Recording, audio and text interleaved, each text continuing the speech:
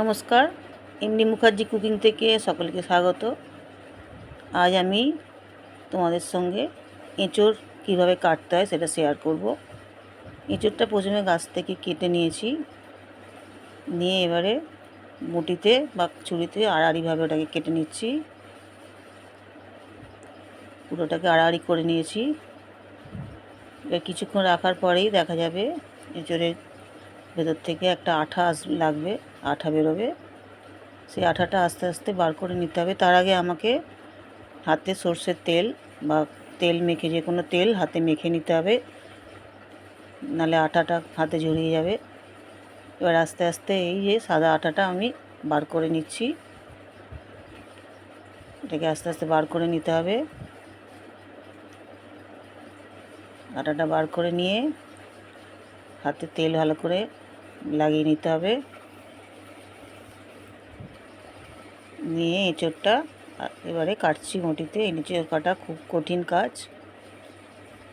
ভালো করে শক্ত করে ধরে এঁচোড়টা কাটতে হবে। এবার গোল গোল করে কেটে আমি ধারের যে খোসা ছাড়াতে হবে। খোসাগুলো খুব শক্ত, খুব ধীরে ধীরে আস্তে আস্তে কেটে নিতে হবে। অনেকেই বাজার থেকে এঁচোড় কাটিয়ে আনে, কিন্তু বাড়িতে কীভাবে কাটবেন সেটা ভালো দেখে নিন। এটা সহজ পদ্ধতিতে এঁচোড়টা কাটা হয়ে যাবে। এই যে আস্তে আস্তে করে ধার বরাবর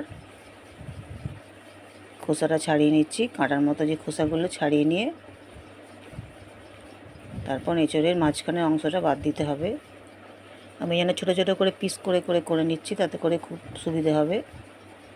এবার আড়াআড়িভাবে কেটে নিচ্ছি, নিলেই ভেতরের যে শক্ত অংশটা বেরিয়ে আসবে। এই শক্ত অংশটা আমি আস্তে আস্তে বঁটি দিয়ে কেটে ওটাকে বাদ দিয়ে দেব। এবার পিস করে করে কেটে নেব। অনেকে ভেতরের দানাগুলো বাদ দিয়ে দেয়, কিন্তু আমরা দানাগুলো বাদ দিই না। মনে করলে আপনারা দানা বাদ দিয়ে খেতে পারেন। আমার এঁচোড় কাটা কমপ্লিট। এবার এটাকে রান্না করার জন্য প্রস্তুত করুন। ভালো লাগলে লাইক, শেয়ার, কমেন্ট করুন, সাবস্ক্রাইব করুন।